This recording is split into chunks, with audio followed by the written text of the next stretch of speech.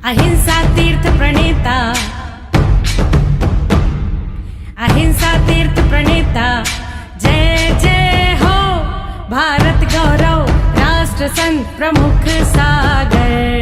स्वर्णिम स्वर्ण जयंती का अवसर ये महान है, मिलकर हम मनाएंगे गुरुवर देश की शान है प्रमुख सागर। जय हो गुरुवर प्रमुख सागर, जय हो गुरुवर। आज कौन सी तारीख है? गाथा कौन सी है? 29 है। ये क्रम आ गया है, अच्छा है, कल गैप हो जाएगा। लेकिन आज 29 श्लोक को हम पढ़ेंगे और 29 नंबर का श्लोक जो आचार्य पूज्यपाद स्वामी इष्टोपदेश ग्रंथ के माध्यम से हमें हमारी उस पुद्गल काया के संबंध में समझा रहे हैं, जिसके लिए हम सब कुछ करते हैं, जिसके लिए हम सब कुछ जोड़ते हैं, जिसके लिए हमारा सारा संसार चल रहा है। विचार करके रखना, हम पुद्गल के शरीर में ही रस लेने का प्रयास कर रहे हैं। उस पुद्गल की काया यहाँ बता रहे हैं आचार्य पूज्यपाद स्वामी, यहाँ कहने का प्रयास कर रहे हैं। ना मैं मृत्यु कुतो वेते, ना मैं व्याधि कुतो व्यथा, ना हम बालो न वृद्धो हम, ना युवतानी पुद्गले। बहुत सुंदर। ना मैं मृत्यु कुतो वेते, ना मैं व्याधि कुतो बता, ना हम बालो न वैद्यो हम, ना युवतानी पुद्गले। आचार्य पूज्यपाद स्वामी यहाँ क्या कहना चाहते हैं? समझ तो गए होगे आप, लेकिन फिर भी और थोड़ा सा विस्तार से समझ लो। आचार्य यहाँ कह रहे ना मैं मृत्यु कुतो भीतिर, जब मैं मरता ही नहीं हूं तो डरूं किसके लिए? विचार करना। जब मैं मरता ही नहीं हूं तो डरूं किसके लिए? ना मैं व्याधिर कुतो भी था, और मैं बीमार पड़ता नहीं हूं तो किसका रोना रो, किसका दुख मनाऊं? बीमार पड़ता नहीं हूं। ना हम बालो न वृद्धो हम, ना हम बालक के रूप में हुए हैं, ना हम वृद्ध के रूप में हुए हैं, ना एवतानी पुद्गले, और ना हम युवा हुए हैं। ये तो सब पुद्गल की पर्याय है और पुद्गल में ही रमती रहती है। हम लोग रोज सुबह भक्ति पढ़ते हैं, उस भक्ति में हम लोग वीतराग स्तोत्र पढ़ते हैं। कहीं आपको मिले तो जरूर पढ़ने का प्रयास करो, एक बार उसे सुनेंगे। शिवम शुद्ध बुद्धम परम विश्वनाथम, न देवो न बंधु न कर्मा न कर्ता। आचार्य यहाँ पर कहने का प्रयास कर रहे हैं, पूरा 2 श्लोक को हम इस पूरे वीतराग स्तोत्र में समझेंगे। शिवम शुद्ध बुद्धम परम विश्वनाथम, न देवो न बंधु न कर्मा न कर्ता, न अंगम न संगम न स्वेच्छा न कायम, चिदानंद रूपम नमो वीतरागम। ये चिदानंद कौन है? जो आत्मा है वो चिदानंद है। और वीतराग कौन है? जिन्होंने पा लिया है इस आत्मा को, वीतराग है। तो चित आनंद में जो रहता है वो चिदानंद है, और वो वीतरागता जिन्होंने इसको पा लिया है उसको मैं नमस्कार करता हूं। और जो शरीर है उसके ऊपर लक्षण है, आखिरी लाइन में आत्मा का और परमात्मा का लक्षण है, और उसके पहले जो शरीर में है वो मैं नहीं हूं, है ना? विचार करना। आचार्य कह रहे हैं न बंधो न मोक्षो न रागादि दोषम, न योगम न भोगम न व्याधि न शोकम। हमारे अंदर योग नहीं, भोग नहीं, हम व्याधि में नहीं हैं, हम शोक में नहीं हैं। न कोपम न मानम न माया न लोभम, चिदानंद रूपम नमो वीतरागम। न हस्तो न पादो न घृणाम न जिह्वा, न चक्षुर न कर्णम न भक्तम न निद्रा, न स्वामी न भृत्य न देवो न मर्त्या चिदानंद, बोलो, चिदानंद रूपम नमो वीतरागम। विचार करो, चिद आनंद है वो ही मैं हूं, और उन वीतरागता ने पा लिया है, उनको मेरा नमस्कार है। आगे, न जन्मम न मृतम न मोहम न चिंता न क्षुद्रो न भीतो न कर्षम न तंद्रा न स्वेदम न खेदम न वर्णम न मुद्रा चिदानंद रूपम नमो वीतरागम। आगे कहते हैं, त्रिदंडे त्रिखंडे हरे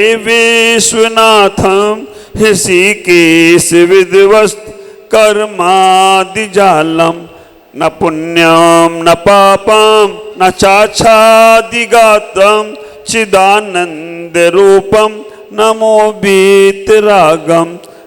देखो और आगे कह रहे हैं, यहां पर कहा ना, न बालो न वृद्धो न युवतानि पुद्गली, वही बात यहां पर कह रहे हैं, न बालो न वृद्धो न तुच्छो न मूढ़ो न स्वेदम न भेदम न मूर्ति न स्नेहा न कृष्णम न शुक्लम न मोहम न तंद्रा चिदानंद। ये आत्मा कह रही है, ये तुमने जो मान रखा है ना, मैं कृष्ण में काला हूं, मैं गोरा हूं, ये सब तुम जानो, मैं नहीं हूं ये सब कुछ। चिदानंद, मैं अपने आनंद में रहता हूं। चिदानंद नमो वीतरागम, न मेरा आदि है, न मेरा मध्य है, न मेरा अंत है, न आद्यम न मध्यम न अंतम न मान्य न द्रव्यम न क्षेत्रम न कालो न भावा न शिष्यो गुरु न हीनाम न दीनाम चिदानंद रूपम नमो वीतरागम। ना मेरे गुरु है, ना मेरा शिष्य है, ना मेरा द्रव है, न मैं क्षेत्र में हूं, न मैं काल में हूं, न मैं भाव में हूं। आप विचार करके रखना, इतना उत्कृष्ट कथन रोज पढ़ना चाहिए एक बार, और महसूस करना है कि ये मैं हूं, जो पढ़ने वाला है वो दूसरा है, जो मैं हूं वो नहीं है संसार में। आगे, इदम ज्ञान रूपम स्वयं तत्वेधि न पूर्णम न शून्यम न चेतन स्वरूपी न चान्यो न भिन्नम न परमार्थमेकम् चिदानंद रूपम नमो वीतरागम। जो चिदानंद है वो ही मेरी आत्मा है। ये शरीर का हमने आनंद बहुत बार लिया, लेकिन आज आत्मा का आनंद की बात यहाँ चल रही है। और नमो वीतरागम, जिन्होंने आत्मा के आनंद को पा लिया है उनको मेरा नमस्कार। और आत्मा राम गुणाकरम गुण निधिम चैतन्य रत्नाकरम सर्वे भूति गतागते सुख दुखे ज्ञाते त्वया सर्वगे त्रैलोक्याधिपते स्वयं से मनसा ध्यायन्ति योगीश्वरा वंदे तम हरिवंश हर्ष हृदयम श्रीमान हृदयाद्वितीयम्। आचार्य पूज्य स्वामी इस श्लोक में यही कह रहे हैं, न बंधो न मोक्षो न राग आदि न दोषम न कृष्णम न शुक्लम न जन्मम न मृतम, मेरा कुछ भी नहीं है। ये सब पुद्गल की पर्याय हैं, और पुद्गल की पर्याय में हम इतने खुश हो रहे हैं। हम गोरे हैं, हम काले हैं, हाँ काले हैं ना, तो क्या करते हैं, क्रीम लगाओ, पाउडर लगाओ, क्रीम पाउडर लगा के, और कोई कोई तो गाना गाते हैं, हम काले हुए तो क्या हुए। आप विचार करके रखना, आप विचार करना, कोई ना कोई अपने माध्यम से कुछ ना कुछ कहना चाहता है। लेकिन मैं कहना चाहूंगा, पिरवा बहन कौन सा वर्ष जन्म दिवस मनाया तुमने? आप विचार करना, आज हमारी पिरवा बहन का जन्म दिवस है, कौन सा मनाया? माइक देना एक बार उनको जाकर। एक बात आचार्य यहां कहने का प्रयास कर रहे हैं कि हम अपने जीवन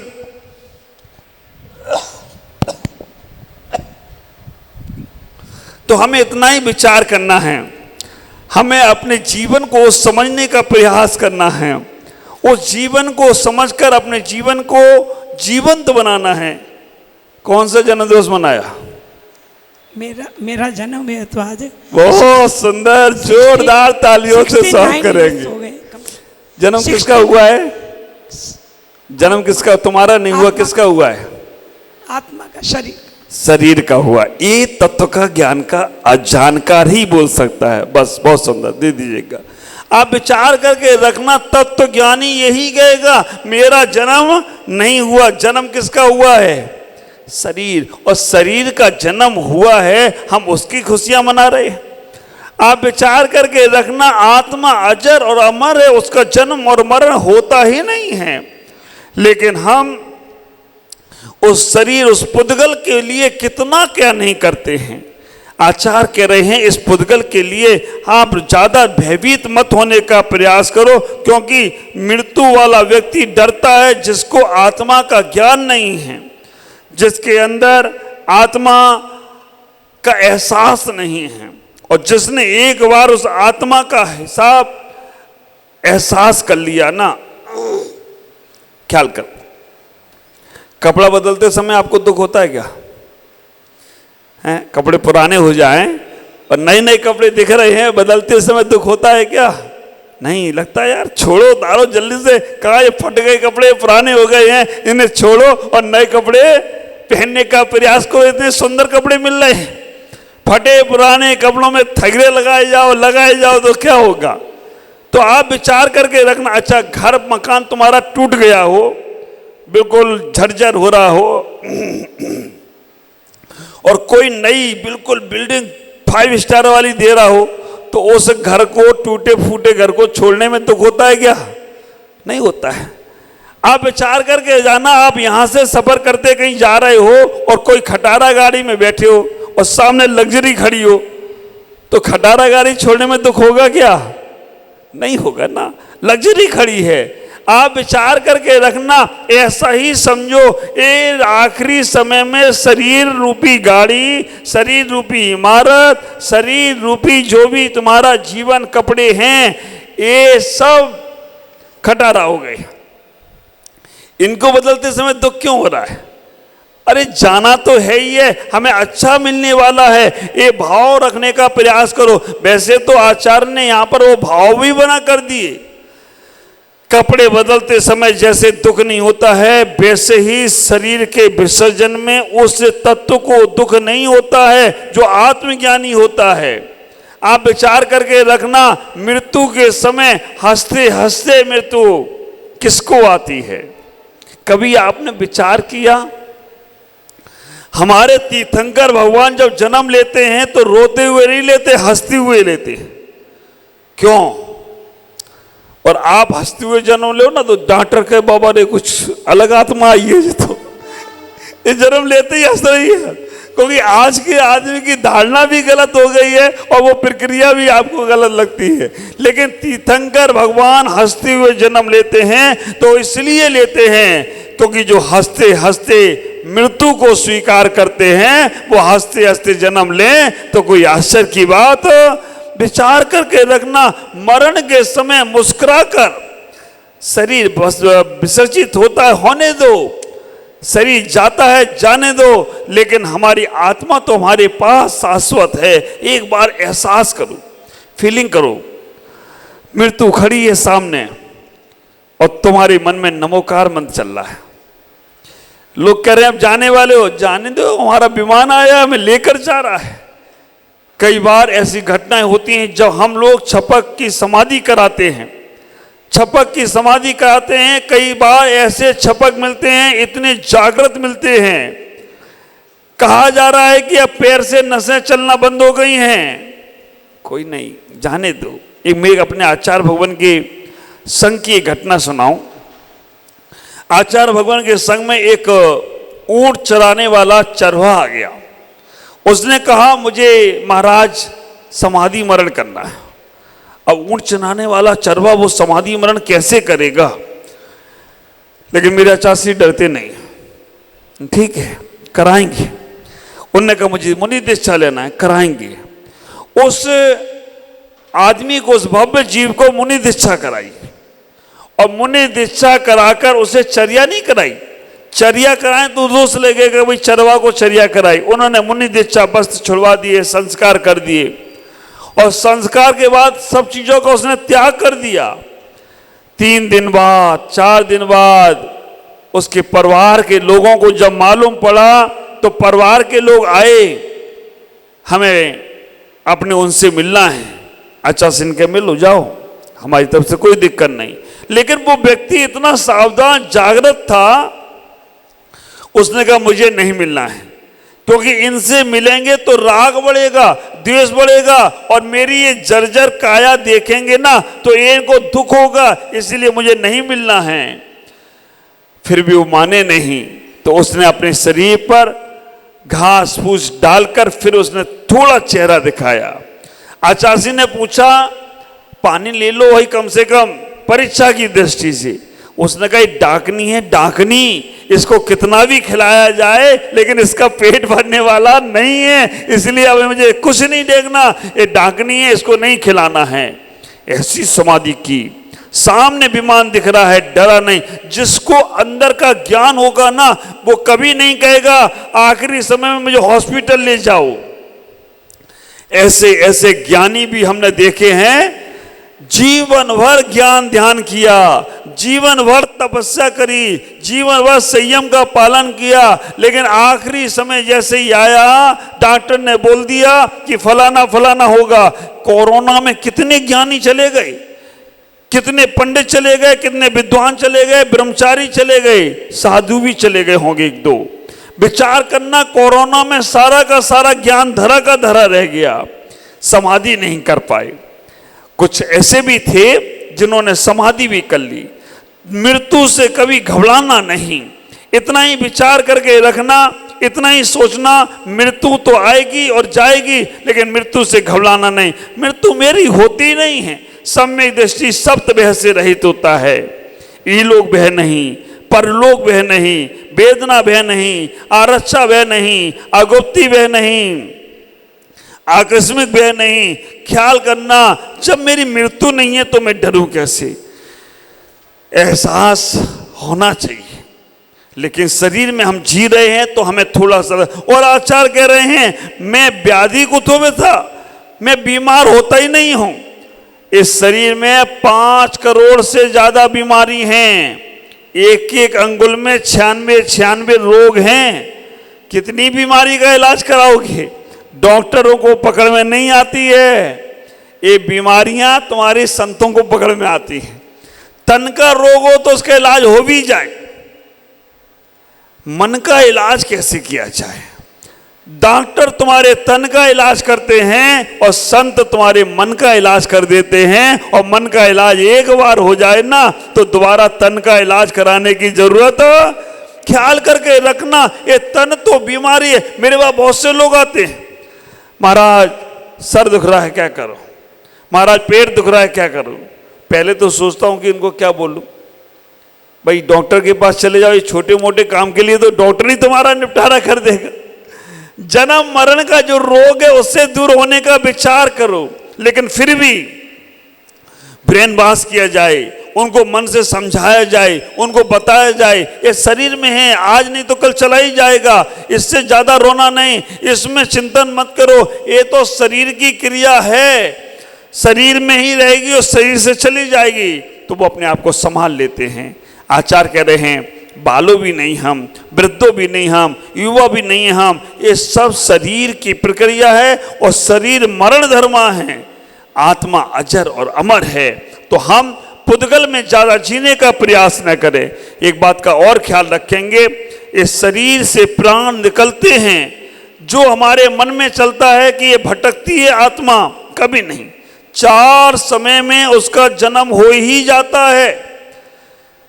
एक आंख की पलक झपकने में असंख्यात समय होते हैं। इसलिए जब तुम्हारा मरण होगा तो एक कहीं ना कहीं जाकर जन्म ले लेगा।